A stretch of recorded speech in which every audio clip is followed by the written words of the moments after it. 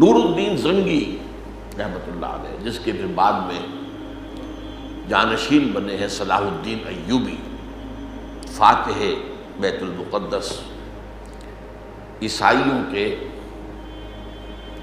تقریباً یوں سمجھیے کہ 88 برس کا جو قبضہ تھا یروشلم پر، اس سے اس کو واگزار کرانے والا مجاہد اعظم صلاح الدین ایوبی، وہ اسی کے ساتھیوں میں سے، فوجیوں میں سے تھا، نور الدین زنگی کی۔ نور الدین زنگی کا بیٹا بیمار ہو گیا، شدید بیمار ہو گیا، سارے علاج معالجے فیل ہو گئے۔ اب اطباء نے کہا کہ اب ان کی جان بچنے کا ایک ہی امکان ہے کہ شراب پی۔ اس نے کہا معاذ اللہ، حرام چیز میں کیوں استعمال کروں؟ کہ لذیذ فتویٰ ہے علماء کا کہ جان بچانے کے لیے حرام چیز استعمال کی جا سکتی ہے۔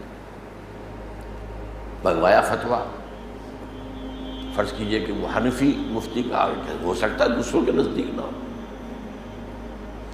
مالکی مفتی کا فتویٰ بھی آ گیا، شافعی کا بھی آ گیا، حنبلی کا، سب نے کہہ دیا جائز۔ اب اس اللہ کے بندے نے چاروں کو بلا لیا۔ اب دیکھیے یہ شہزادہ ہے اور زندگی کس کو عزیز نہیں ہوتی، لیکن تقویٰ کی یہ مثالیں ہمارے بادشاہوں میں بھی نہیں۔ اب ظاہر بات ہے یہ خلفاء نہیں تھے، خلفاء راشدین تو یہ نہیں تھے، اس پائے کے لوگ تو نہیں تھے، بادشاہ تھے۔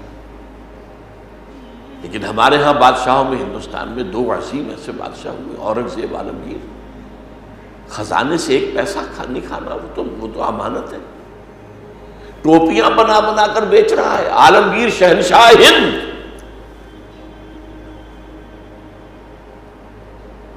اور قرآن مجید لکھ لکھ کر اجرت پر جو لے رہا ہے، اس کو کمائی کر رہا ہے۔ اسی طرح پری مغل پیریڈ جو ہے، مغلوں کے آنے سے پہلے ناصر الدین محمود اسی طرح کا فقیر پرش، بالکل فقیر۔ اب یہ بھی ایک بہت بڑی مثال ہے۔ انہوں نے چاروں مفتیوں کو بلا دیا، تو کہا مجھے یہ بتاؤ کہ اگر میری موت کا وقت آ ہی گیا ہے اللہ کی مشیت کے مطابق، تو یہ شراب مجھے بچا لے گی؟ نہیں۔